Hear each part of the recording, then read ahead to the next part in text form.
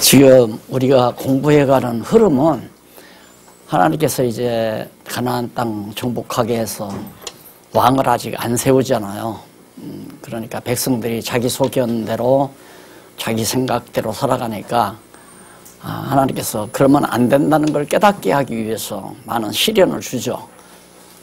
그러면 이제 백성들이 울고 불고 하면 사사들을 세워주고 그렇게 해서 한 12서너 번 사사시대가 지나가는데 우선 이제 왕은 하나님께서 약속했으니까 세워야 되잖아요. 그래서 룻기에서 이제 왕이 왕될 다윗이 출생하게 해주시고 그리고 나서 이제 마지막 사사를 등장시키는 겁니다. 그 마지막 사사가 이제 사무엘이라는 선지자인데 사무엘이 마지막 사사 역할로 이제 하나님께서 등장시키는데 등장시키는 과정이 또 참 애꿎어요. 우리 인간이 볼 때는 그냥 하나님께서 두 부부가 살면서 대부분 많은 사람들이 두 부부가 살면 아들 낳고 딸 낳고 그러잖아요. 그렇게 평탄하게 좀 하시면 되는데 엘가나가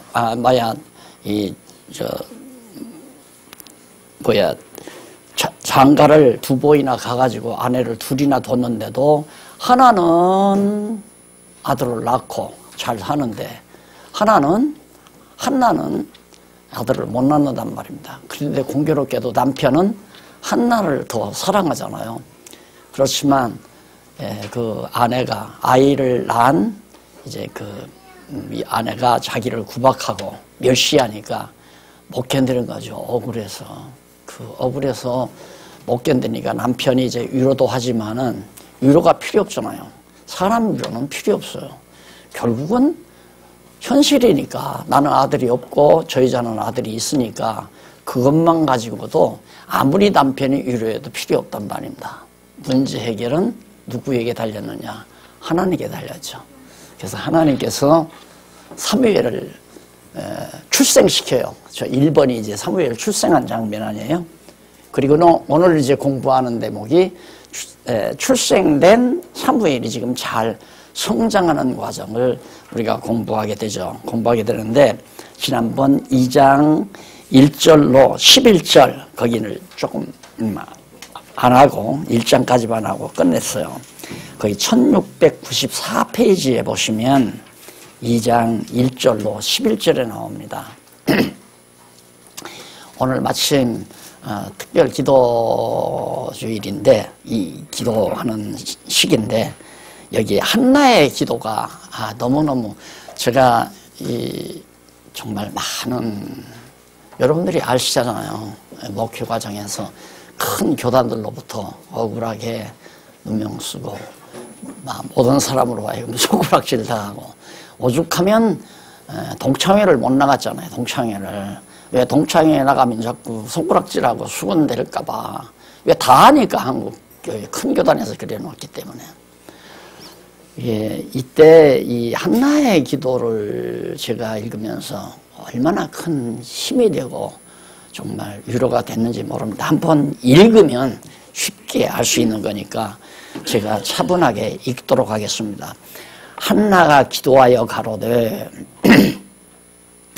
내 마음이 여호와를 인하여 즐거워하며 우리의 심령이 여호와를 인하여 즐거워하며 내 뿔이 여호와를 인하여 뿔이란 말은 이쪽 오른쪽에 히브리어 하나 나오죠. 이 뿔이는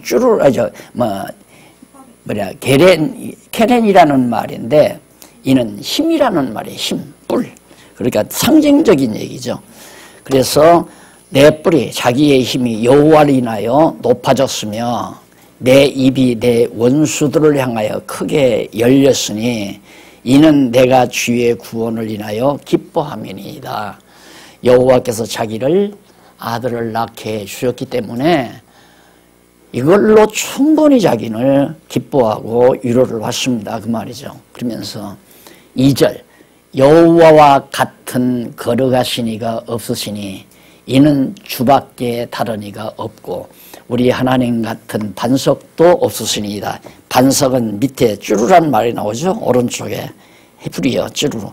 이건 바로 전능자라는 뜻이고 권능이라는 뜻이에요. 그러니까 뿔이나 반석이나 약간 다 맥락이 같은 의미입니다. 하나님은 나의 쭈루 되신다, 반석이 되신다, 그래 힘과 능력이 되신다는 얘기죠. 자, 그런데 거기 보면 한나가 하는 말이 2절에 여호와와 같이 걸어가신 자가 없으시니 이는 주밖에 다른 이가 없고 라는 이 고백이 과거 신명기에서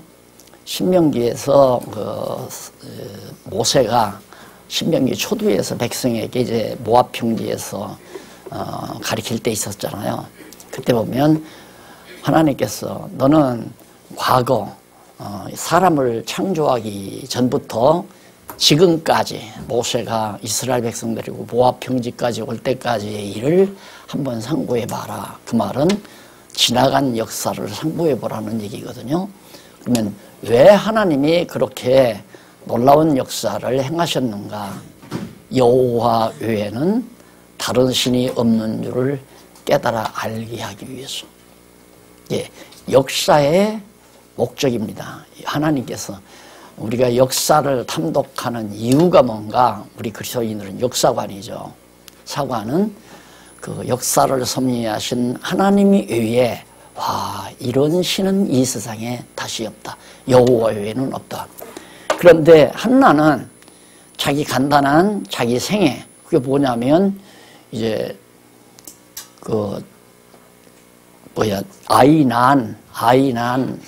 아이를 가지고 난 아내에게로부터 자기가 멸시를 받았잖아요. 남편의 사랑은 받았지만 아이를 못 낳는 것 때문에 멸시와 구박 그리고 억울함 이런 것들을 당하고 살았단 말입니다. 그런데 하나님께서 한나의 기도도 들어주시고 또 하나님이 계획이 있잖아요. 계획이 뭐냐면 마지막 사사를 등장시키고자 하는 것은 하나님의 지금 작정된 계획이란 말입니다. 그런데 이 계획을 실현하는 데 있어서 하나님은 극적 장면을 연출하시는 거예요. 못 낳게 했다가 낳게 하는 것. 사라에게도 아들을 못 낳게 했다가 이삭이 낳게 만들잖아요. 그러니까 불가능하게 했다가 가능하게 만드는 것은 하나님 여호와를 깨달아 알게 하려는 것. 꼭 그걸 명심하셔야 돼요. 좀 간증 같아 죄송하지만은 제가 힘을 얻는 게 뭐냐면 요즘에도 자 나는 그냥 우리 우란에서 우리 장안중앙교회를 우란에서 오기작 때다가 조용히 눈 감을 줄로 그렇게 생각을 했어요. 그럴 수밖에 없죠. 너무나 이단으로 알려졌으니까. 그런데 어떻게 요즘에 지금 막 목사님들 세계로 막 파급이 되잖아요. 계속해서. 아마 우리 예장년에서도 머지않아 아마 목사님들 재교육이 내년 학기부터 아마 시작될 것 같습니다. 정규 이제 분교, 대학의 분교로 만들어서 하는데 뭐 거듭거듭 계속 회장님께서 날더러 성경신학만은 책임져 달라고 그러니까 이제 돼봐야 알겠지만 지금 일이 상당히 지적이 돼가는 것 같아요. 그래서 여러 가지 좀 준비들을 하고 있고 이번 주간에도 한번 만나자고 그래서 나가게 되는데 이런 일을 보면서 어떻게 이런 일이 있을 수 있을까? 난 상상도 못했던 일인데 그러니까 오늘 아침에도 여러분들에게 강의하면서 이 기도가 내 기도나 똑같고 어찌 내 기도뿐입니까? 내가 볼 때 우리 성도님들의 기도도 바로 이걸 거예요.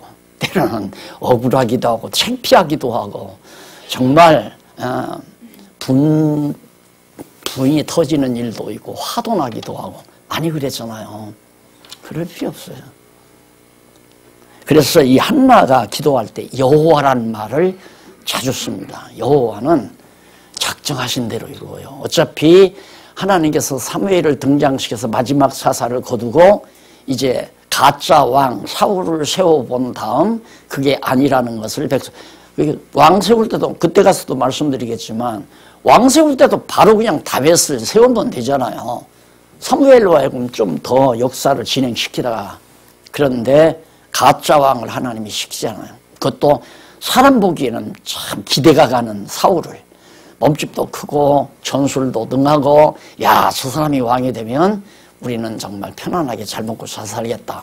그래서 민의에 의해서 온 백성들의 의사가 화합이 돼가지고 사울을 세워놨다가 그 사울로 하여금 망하게 하잖아요, 하나님이. 그리고는 힘없고 나약한 초동목동 다윗으로 승리를 거두게 하시고, 이걸 그냥 이야기로 들으면 안 돼요. 거듭 얘기인데 자꾸 말을 많이 하는 것도 중요하겠지만 한마디에 뼈 있는 얘기가 그냥 우리의 살이 돼버려야 돼요. 아하, 하나님은 나를 약하게 해서 하나님의 능력을 드러내신다. 바울도 그 말을 했잖아요. 내 약할 때 내 안에서 그리스도가 강하다고. 그러니까 바울이 늘 쫓겨다니고 정말 천대받고 도망쳐 다니고 이러던 바울 편에서 하나님은 역사하신 것을 초대교회 당시에도 우리 알잖아요. 마찬가지로 언제나 우리가 이 세상 사는 동안도 하나님과 더불어 살 때에는 때로 우리 억울하기도 하고, 때로는 분통 터지기도 하고, 때로는 손해보는 것 같게도 만드시고. 왜? 너의 힘으로 하려고 하지 말아라. 우리 능력으로 안 된다 이거예요. 하나님의 능력으로 되는 것을 깨달아서 여호와 외에는 다른 신이 없다. 이거 하나 꼭 깨닫게 하시려는 거니까 한나가 옳게 깨달은 거예요. 아, 나를 아들을 못 낳게 했다가 이렇게 떡두꺼비 같은 아들 낳아서 하나님의 사람으로 머리도 깎지 않고 서원해서 드릴 수 있게 하신 것은 정말 여호와께서 당신 외에는 다른 신이 없음을 깨달아 알게 하시려고 그래요. 그걸 지금 기도에서 고백하잖아요. 그리고 우리 하나님 같은 반석도, 하나님과 같은 전능자도 없다 그 말이에요. 그리고 3절, 심히 교만한 말을 다시 하지 말 것이며, 이게 이제 아이 난 아내가 자기한테 교만하고 거들먹대던 그런 모습을, 그냥 오만한 말을 너희 입에서 내지 말지어다. 까불지 말라 이거야. 하나님은 내 편이시다. 여호와는 내 편이시다. 여호와는 지식의 하나님이시라. 다 지식의 하나님이라면 다 알고 계시는 전지전능, 전지전능하신 분이다 이거예요. 그러니까 하나님이 애매하게 남을 욕하고 비난하고 남을 멸시하는 거, 하나님이 그걸 다 이렇게 보고 알고 계시다 그 말이에요. 이게 이제 우리들이 이 세상 살면서 억울할 때 참지 못하는 이유가, 누가 알아주는 사람도 없고, 내가 이렇게 억울한 일을 당하는데 누가 이걸 알아주는 사람도 없고 편들어주는 사람도 없고, 그것 때문에 우리가 분통 터지는 거 아니에요? 그러나 우리가 오늘 공부하면서 아하, 하나님이 다 보시는구나. 이걸 일방적으로 내가 억울함 당할 때 하나님이 위로하고 분내지 말아야겠다, 그쪽으로만 생각할 게 아니라 나도 남에게 억울하게 하는 일을 행하면 안 되겠구나. 왜?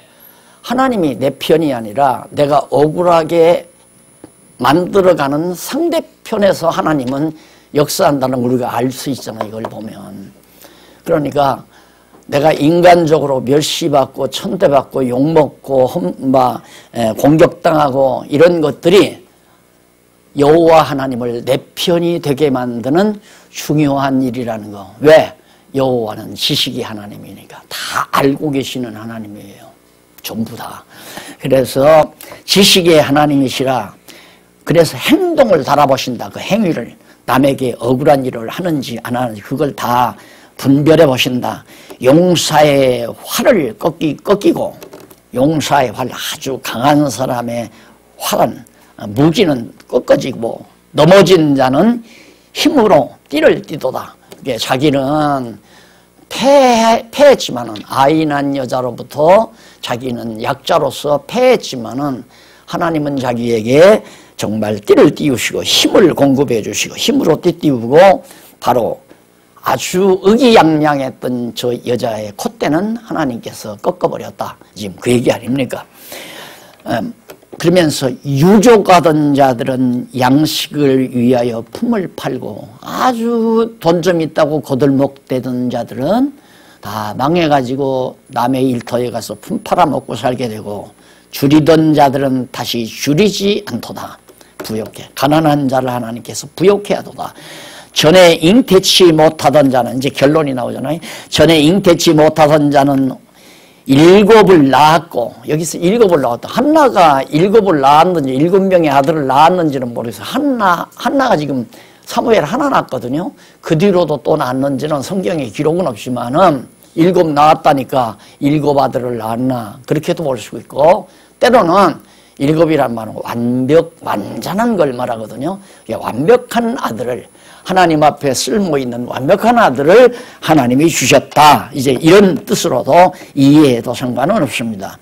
자, 그러면서 7을 낳았고 많은 자녀를 둔 자는 쇠하도다. 쇠약하도다. 아들 많이 두었다고 해서 강한 게 아니다 이거죠. 쇠약해져 버리고 만다. 그래서 거기 나오잖아요. 여호와가 어떤 분인가. 또 여호와 나오죠. 6절. 여호와는 죽이기도 하시고 살리기도 하시며 음부에 내리기도 하시고 올리기도 하시는도다. 참 얼마나 기도를 쪽지게 잘했습니까. 하나님은 다 죽이기도 하고 살리기도 하고 지옥을 보내기도 하고 천국으로 보내기도 하고, 여호와는 가난하게도 하시고 부하게도 하시며 낮추기도 하시고 높이기도 하시는도다. 가난한 자를 진토에서 일으키시며 빈핍한 자를 거름더미에서 드사 귀족들과 함께 앉게 하시며 영광스럽게 만들어간다 이거죠. 존귀케 만들어준다. 다윗에게도 그렇게 약속하잖아요. 내가 너를 존귀케 하며 이름이 드러나게 하며 내 왕위가 영원하게 하리라 하고 하나님께서 다윗에게 언약한 대로도. 근데 여기 한나도 자기를 귀부인의 반열에 앉혔다. 존귀케 해서. 자, 그러고 나서 이제 하는 얘기가 땅의 기둥들을 여호와의 것이라. 땅의 기둥들은 여호와의 것이라. 이게 땅을 그대로, 이번 지진 나서 난리가 나죠. 기둥이 흔들리는 거죠. 쉽게 말하면. 기둥들은 여호와의 것이다. 땅의 기둥이 여호와의 것이라. 여호와께서 세계를 그 위에 세우셨도다. 기둥이라는 게 뭐 어디 이 기둥처럼 해놓고 그 위에다 건물 짓듯이가 아니라 지구라고 하는 걸 하나를 건물로 비교했을 때 터전을 말하는 거죠. 그러니까 사실은 공중에 매달아 놨잖아요. 하나님께서. 그러니까 이 엄청난 지구 덩어리가 공중에 두둥실 떠다니면서 뱅글뱅글 돈다는 것은 이것만 봐도 엄청난, 그걸 보면 이 한나가 하나님의 전능하신 능력을 지금 잘 묘사해 가고 있는 겁니다. 근데 우리 그거 잊어버리거든요. 그걸. 하나님은 이 지구뿐만 아니잖아요. 우주 전체를 관할하시고. 그게 가끔 이제 좀 내 마음이 좁아지려고 할 때 얼른 생각을 하세요. 하나님께서는 우리가 다 볼 수 없는 이 우주 별과 별들을 몇 개씩 묶어놨어요. 이렇게 몇 개씩은. 이게 확정적이죠. 몇 개씩 딱 묶어. 북두칠성 묶어 있잖아요. 그게. 다른 별들은 북두칠성과 관계가 없이 또 다른 그룹이 있어요. 그런 허다한 별들의 그룹 묶어놔가지고 그게 예측할 수 없이 막 돌고 있다 이 말입니다. 그런데 하나도 부딪혀서 떨어지는 놈이 없잖아요. 가끔가다 별똥별이 떨어지지만은, 그러니 신념학습하죠. 그런 것을 주관해 가시는 하나님을 지금 한나가 생각하고 있는 겁니다. 그러면서 그가 그 거룩한 자들의 발을 지키실 것이요. 하나님 여호와를, 그 거룩한 자라는 건 여호와 외에는 다른 신이 없다고 믿고 여호와를 통해서 위로를 받고 힘을 얻는 한나와 같은 자기를 말하는 거죠. 그러니까 그런 자들의 발걸음, 살아가는 길을 하나님이 다 지켜가신다 이 말입니다. 위험한 길에 빠지지 않게, 빠질 것 같아도 빠졌다 하더라도 건져내 주시고 빠지지 않게 인도해 가시고, 그 악인으로 흑암 중에서 잠잠케 하시리니 힘으로는 이길 사람이 없음이로다. 하나님을 누가 이겨요? 여호와를 대적하는 자는 산산이 깨어질 것이라. 하늘 우로 그들을 치시리로다. 하늘 우레로 그들을 치시리로다. 여호와께서 땅 끝까지 심판을 베푸시고 자기 왕에게 힘을 주시며 자기의 기름 부음을 받은 자의 뿔을 높이시리로다 하니라. 그러면서 엘가나는 라마의 자기 집으로 돌아가고 그 아이는 제사장 엘리 앞에서 여호와를 섬기니라. 결국 여호와를 깨달아 알고 경외케 하기 위해서 한나도 아이 못 낳다가 남으로 여호와 한 분 외에는 없다는 걸 깨닫고 여호와를 찬양하고요. 사무엘도 그 어머니의 가르침을 받아서 엘리 앞에 제사장 앞에 가서 이제 여호와를 섬기면서 어린 시절을 산다. 그런 얘기로 지금 11절까지 마무리가 됐습니다. 자, 이 기도 내용 속에는 사관이 들어있다는 걸 아시면 돼요. 역사관이 들어있다. 또 세계관이 들어있고 지구를 다 주관하시고 다스리시고 섭리하시는 하나님. 역사의 주인도 하나님이시고 우주 만물의 주인도 여호와 하나님이시고 인간, 한나라고 하는 개인의 인간도 여호와가 주인이시고, 그러니까 여호와 하나님은 한나 한 개인의 멸시와 천대와 존귀함을 좌우하신 여호와이시고, 지구를 좌우하시는, 세계를 주관하시는 여호와시고, 그리고 우주와 만물을 다스리시는 여호와시고, 역사를 주관하시는 여호와시고, 이런 관들이, 인생관, 역사관, 세계관이 이 한나의 기도 가운데 잘 나타났음을 우리가 알 수 있습니다. 그 다음 넘어가서 두 번째로 이제 사무엘이 이제 성장해가는 과정입니다. 사무엘을 낳고 한나가 하나님을 찬양하고 기도한 내용을 끝내고 나서 사무엘이 성장 과정을 2장 12절로부터 36절까지 밝혀주고 있어요. 그러면 그 가운데 36장 6절까지 가운데 12절로 17절은 넘어가서 98페이지. 엘리의 불량자 아들들이 여호와 앞에서 죄를 범합니다. 정반대죠. 한나가 낳은 사무엘은 아주 조그만 어린아이인데도 제사장 곁에 가서 여호와를 경외하며 사는데, 그 당시에 엘리라고 하는 늙은 제사장이 있었어요. 근데 이 늙은 제사장의 아들들이 많이 있었거든요. 그런데 늙은 제사장이 하나님 앞에 제사를 드리면 제사 드리기 전에 제물을 손대면 안 되거든요. 그런데 제물을 이렇게 이제 가마솥에다 넣고 이렇게 제물을 삶게 되면은 아들놈들이 아버지 보나 안 보나 이러면서 그 가마솥에서 맛있는 부위를 다 건져다가 먹고, 먼저 하나님 앞에 제사하기 이전에 먼저 제물을 범하는 무서운 죄들을 아들들이 범하게 됩니다.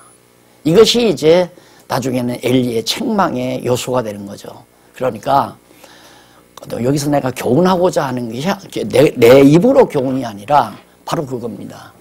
한나는 아들 하나 낳아서 여호와 경외하는 하나님의 자녀로 잘 길렀고, 그 기르는 것이 한나가 잘해서 그런가? 아니죠. 하나님께서 한나로 하여금 여호와 하나님을 깨닫게 하니까 한나가 여호와를 경외하고 여호와 외에 다른 신이 없음을 알잖아요. 그러면 하나님이 알기 위해서 한나로 여호와 경외하기를 배우게 하셨다, 이렇게 생각을 해야지, 하나님이 한나에게 깨닫게 하니까 한나가 여호와를 경외하고 아들을 잘 길렀다, 이건 이제 알미니안주의란 말입니다. 그러니까 어차피 하나님의 뜻대로 돼요. 그러면 여러분 여기 앉아서 지금 가만히 보면, 내가 엘리처럼 자녀들을, 내 몸에서 난 자녀들을 여호와 경외하는 자녀로 내가 길렀는가 못 길렀는가, 물론 내가 반성할 수는 있죠. 반성할 수는 있지만 그게 마음대로 안 되잖아요. 아이를, 사랑하는 아들을 사랑으로 타일로 보았다가 엄포도 해봤다가 용돈도 조건으로 제시해서 너 그러다가는 용돈 줄인다, 안 그러면 용돈 많이, 백방 해봤대죠. 필요 없어요. 다 필요 없는 거란 말입니다. 문제는 하나님께서 나로 하여금 깨닫게 해가지고 어머니 아버지의 삶의 모습을 보면서 사무엘처럼 여호와 경외하는 자로 살아나가는 것도 온통 다 여호와의 주권 섭리에 달려있단 말이에요. 그런데 자칫 잘못하면 나는 자녀들을 잘 길러서 자녀들이 정말 교회 생활도 뿐만 아니라 성경 공부 열심히 하고 여호와 중심에서 잘 살아나간다. 그 건방진 태도거든요. 내가 잘 길러서 한 거래요. 잘 길러보고자 하는 마음은 여기 계신 분 누구나 다 가졌을 거예요. 얼마든지 잘 기르고자 내 마음대로 안 된다는 거. 그러니까 결국에는 안타깝게 우리는 하나님 앞에 기도할 수밖에 없죠. 하나님의 뜻이여든 아들을 감동해 주시고, 나도 그런 고비를 잠깐 겪었지만은 마음대로 안 되더라고요. 절대. 그러니까 되진 것도 내 능력으로 됐다는 생각을 하는데 안 돼요. 자녀들이 여호와 경외하고 잘 산다고 해서 오만하거나 자만에 빠지거나 그건 잘못이란 말입니다. 이 제사장도 오죽이나 당신 아들들 얼마나 하나님 앞에 제사하니까 얼마 그 재물에 손대면 안 돼. 얼마든지 가르쳤을 거 아니에요. 근데 망나니 짓을 한다며. 왜? 엘리 제사장 집을 망하게 하시려고. 여기가 바로 딱만 부분 아닙니까? 집안 망하게 하려고 여호와 경외하는 신앙의 대가 그 집안에서 끊기게 되는 거죠. 그 엘리가 망하지, 엘리 집안이 망하잖아요. 그래서 죄를 범하고 나니까 18절로 21절 보니까 제사장 엘리가 어린 사무엘로 인해 부모에게 축복합니다. 자, 제사장 엘리, 그러니까 아들놈들은, 엘리 제사장의 아들놈들은 하나님 앞에 죄진 거 잠깐 한번 보실래요? 15절 한번 보세요. 15절뿐만 아니라 14절에부터도 나옵니다. 14절을 보면 이제 갈고리로 이제 손에다가 그 제물을 갈고리로 찍어서 그것으로 남비에다가 남비에나 소새나 큰 소새나 가마에 찔러 넣어서 갈고리에 걸려 나오는 것은 제사장이 자기 것으로 취하되 실로에서 무릇 그곳에 온 이스라엘 사람에게 이같이 할 뿐 아니라 기름을 태우기 전에도 제사장의 사환이 와서 제사 드리는 사람에게 이르기를 제사장에게 구워드릴 고기를 내라. 그가 내게 삶은 고기를 원치 아니하고 날 것을 불고기 원하지 수육을 원하지 않는다 그 말이에요. 하다가 그 사람이 이르기를 반드시 먼저 기름을 태운 후에 내 마음에 원하는 대로 취하리라 하면 그가 말하기를 아니라 지금 하나님보다 먼저 먹겠다 얘기예요. 그런 식으로 엘리 아들들이 불량자라서 범죄를 저질렀는데 반대로 18절로 21절에 보면 엘리가 어린 사무엘에게 한나의 아들에게는 바로 축복을 하는, 복을 비는 그런 내용이 나옵니다. 사무엘이 어렸을 때 세마포 에봇을 입고 여호와 앞에 섬기더라. 그 어미가 매년 제를 드리러 그 남편과 함께 올라갈 때마다 작은 겉옷을 지어다가 그에게 주었더니, 제사장이 입는 옷이죠.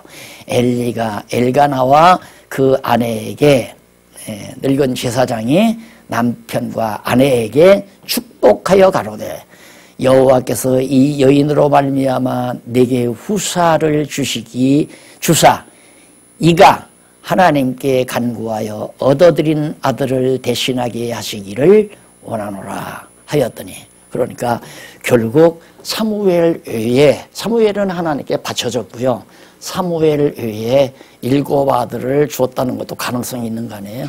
그 이후에 사무엘 대신 또 아들을 주어서 그냥 기업을 이어가는 아들로, 제사장은 기업이 필요 없으니까, 그래서 이제 후사를 주사 이가 여호와께 간구하여 얻어들인 아들을 대신하게 하시기를 원하노라. 그렇게 축복했어요.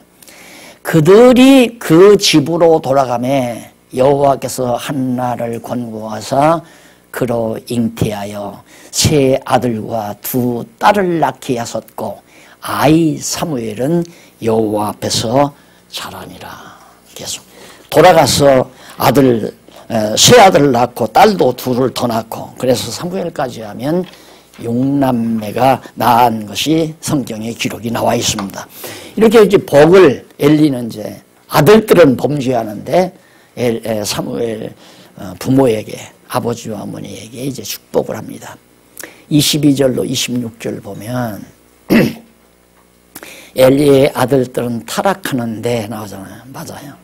망할 자들은 타락하는데 어린 사무엘은 잘 성장해 간다 하는 얘기입니다. 그래서 우리는 지금 우리 신약교회 시대에는 혈통이 중요한 게 아니잖아요. 그렇죠? 혈통이 중요한 것이 아니라 이제 여호와 경외하는 신앙적 계대가 중요한 거죠. 그럼 오늘 지금 우리가 모두가 다 이렇게 열심히 공부하면서 여호와 외에는 다른 신이 없다는 걸 우리가 알고 있잖아요. 그러면 우리만 알고 그냥 머물러 있으면 한나처럼 그냥 아들 없이 그냥 죽어버리면 성경신학은 그냥 다 사장돼 버리고 말아요. 어저께도 원어 가르치시는 목사님 한 20년 남짓 거의 30년 가까이 명동에서 헤어졌다가 만나셨거든요. 근데 하나님께서 그분은 열심히 히브리어 헬라어로 전공하게 만드셨더라고요. 대가예요. 아마 한국에서 두 번째 가라면 아마 싫을 거예요. 그만큼 원어의 대가신데, 어제 마침 이제 제가 교회학교 초등부 아이들 모임이 있어가지고 경건에 부탁받아가지고 내가 하느라고 나와가지고 만나게 됐어요. 만나게 돼가지고 지금 가장 심각한 게 뭐냐면 늘 말하잖아요. 성경, 신약 성경에 여호와라는 말이 많이 빠져 있잖아요. 그리고 번역한 것이, 번역 성경 자체가 너무너무 전부 성경 잘못 번역한 데서부터 한국교회가 이렇게 타락한다 이 말입니다. 왜 타락했나? 예배당을 성전, 아니 소위 교회당을 성전, 연보를 11조, 목사를 제사장, 뭐 이런 거, 이런 것들이 전부 성경에, 그렇게 또 목사라고 하는 명칭이 없어요 성경에. 그런데 목사들이 다 타락하니까 교회가 다 무너나잖아요. 그러니까 얼마나 성경 번역이 중대한 건가. 그러니 나로서는 그게 뭐 내가 바라볼 수가 없죠. 왜? 전공을 안 했으니까. 부분적으로 뭐 한두 구절을 정리하는 거야 정말 사전 찾아보고 노력하면 가능하겠지만, 그 방대한 성경을 어떻게 내가 번역하겠어요? 내가 왜 이 얘기냐면, 우리 하나님께서 바로 여호와 경외하기를 배우는 이런 우리의 혈통이, 신령한 혈통이 반드시 이어진다고 하는 확신을 제가 가지고 있어요. 그러니까 아들 없어도 내가 조금 더 키 안 죽잖아요. 장로님, 이제 심장로님은 자꾸 날더라. 우리는 짝꿍이라고 자꾸 그래요. 당신도 딸만 있고 나만 딸만 있다고. 딸만 있는 게 무슨 상관이에요. 문제는 정말 우리를 통해서 여호와 경외하는 후대가 자라나느냐 안 자라느냐가 중요하지.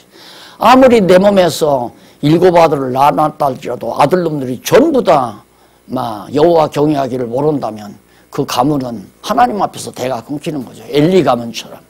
그 엘리 가문 대가 끊기잖아요. 자, 이래서 그것도 누구의 손에 달려있나? 여호와 하나님의 능력에 달려있어요. 그러니까 아이들이 하나님 말씀 공부하는 거 보아도 하나님 감사합니다.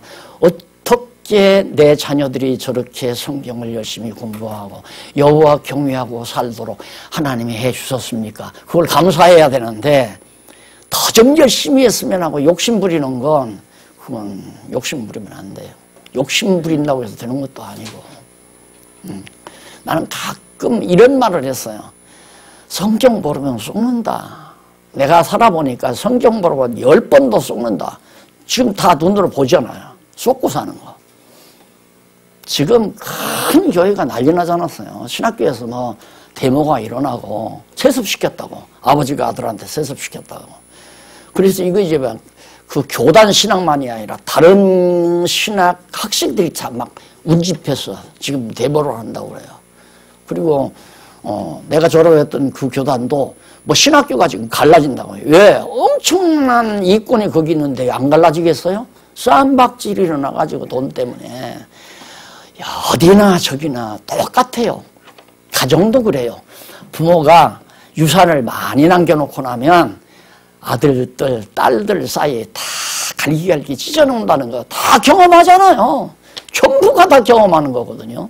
예. 그게 교회라고 하는 거지 그게 아닌데.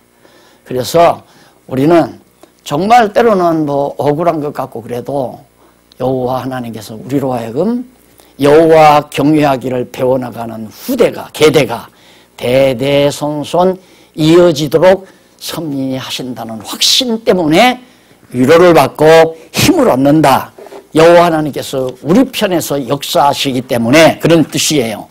자, 그러면서 엘리의 아들들은 타락하는데 어린 사무엘은 아주 잘 성장해 간다. 자, 그러면서 25절에 보니까 이렇게 나와요. 사람이 사람에게 범죄하면 하나님이 판결하시느니와 네가 잘했느냐 내가 잘했느냐. 바울도 그랬잖아요. 분당이 있어야 교회가 분당이 일어나야 옳고 그름이 분별된다. 왜? 분당이라고 하는 건 인간들끼리 분당시킨 거니까 이쪽이 옳으냐 이쪽이 옳으냐는 하나님이 그걸 분별하도록 하기 때문에 분당을 통해서 어떤 것이 옳은가를 깨닫게 가신다. 지금 여기 그 얘기예요. 이 내용도 사람이 사람에게 범죄하면 하나님이 판단하시려니와 사람이 여호와께 범죄하면 누가 위하여 간구하겠느냐. 여기 간구한다는 말은 판결하시겠느냐라는 말과도 같은 의미예요. 그래서 말과 간구하시겠느냐라는 말은 히브리어 원문, 그 이쪽 오른쪽에 원문 하나 나오죠. 파랄이라는 말, 이런 같은 말에서 파생된 단어들이에요. 그러니까 하나님 앞에 내가 범죄하면 누가 나를 옳다고 판단하겠느냐. 하나님이 당장 나를 죄인이라고 판단하지.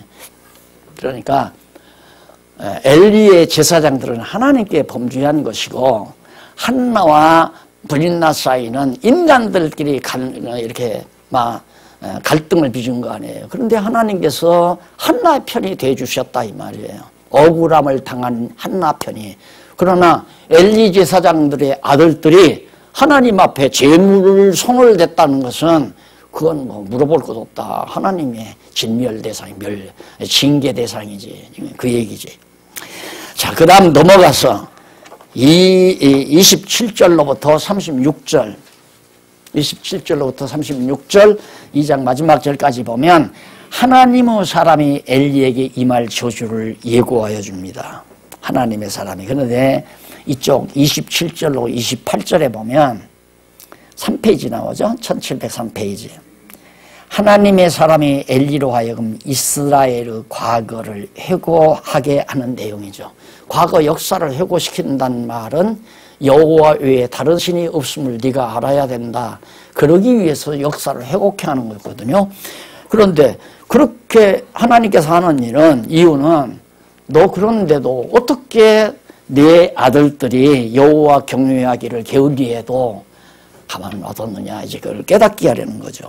그 다음 29절로 30절 보면 하나님의 사람이 엘리에게 와서 그의 아들들의 죄악을 책망하며 경고하는 내용입니다. 29절로 30절은 네 아들들, 엘리한테 와서 네 아들들이 정말 죄가 심각하지 않느냐. 하나님께 여호와께 드려야 될 제물을 먼저 손을 대다가 건져다가 구워 먹고 이렇게 범죄를 하는 너희들을 자녀들을 가만 놔둔 것은 바로 진노가 임한다는 사실을 밝혀주는 그런 내용이 기록되어 있고요. 그 다음 넘어가서 쭉 넘어가가지고 31절로 34절에 보면 하나님의 사람, 천사를 말해요. 선지자. 하나님의 사람이 부패한 제사장 엘리 가문에 내리실 저주를 예고해 줍니다. 뭐 부러울 거 없이 이제 그 엘리 가문이 다 망한다는 것을 전부 하나님께서 미리 예고해 주는. 그리고 마지막 35절로 36절은 이쪽 5페이지에 나오죠. 하나님의 사람이 저주를 받은 엘리 집의 남은 자들의 결국에 대하여 예고하여 주는 그런 내용이 거기 나와요. 자, 그러면 그 부분만 읽고 끝내십시다. 35절로 36절 두 절만. 35절에 보면 내가 나를 위하여 충실한 제사장을 내가 하나님 여호와께서 여호와 자신을 위하여 충실한 제사장을 일으키리니 그 사람은 내 마음, 내 뜻대로, 내 마음, 내 뜻대로 행할 것이라. 내가 그를 위하여 견고한 집을 세우리니 그가 나의 기름 부음을 받은 자 앞에서 영구히 행하리라. 내 집에 남은 사람이 각기 위하여 은 한 조각의 떡 한 덩어리를 위하여 그에게 엎드려 가로되 청하노니 내게 한 제사장의 직분을 맡겨 나로 떡 조각을 먹게 하소서 하리라 하더라. 비참하게 망하게 된다는 거. 그러니까 앞에서 보면 하나님께서 하나님 자신을 위하여 하나님의 마음에 합한 자를 세우겠다는 얘기 아니에요. 그게 전부 다 여호와 하나님께서 하시는 거예요. 마음에 합한 자가 되게 하는 것도 여호와 하나님, 여호와를 잘 경외하게 하는 것도 여호와 하나님. 누가 누구를 위해? 하나님이 당신 이름을 위하여 그렇게 하시겠다. 이런 복을, 예고를 엘리 가문에게 해줍니다. 그렇게 해서 결국은 엘리 가문은 망하지만 사무엘이 하나님의 언약대로 이제 선지자로 소명을 받아요. 사명을 부여하는 대목이 3장에 나옵니다. 다음 시간에 우리 이 부분 같이 공부하기로 약속하고 오늘은 3장을 한번 미리 집에서 읽어오시면 좋겠습니다. 기도하십시다. 자비하신 아버지 하나님, 하나님은 우리를 사랑해서 당연히 곤고한 날도 주시고 형통한 날도 주시지만 우리의 욕심은 곤고한 날을 싫어하고 형통한 날만 계속되기를 바라는 것이 우리의 아주 심한 어리석음인 것을 다시 한번 깨닫습니다. 하나님 아버지, 설령 곤고한 날이 우리에게 부딪혀 온다 할지라도 좌절하거나 실망하지 않고 곤고한 자에게 형통함을 주시는 여호와의 능력을 믿고 큰 힘을 얻는 우리 성도님들 되도록 지켜주시옵소서. 예수님 이름으로 기도드립니다. 아멘.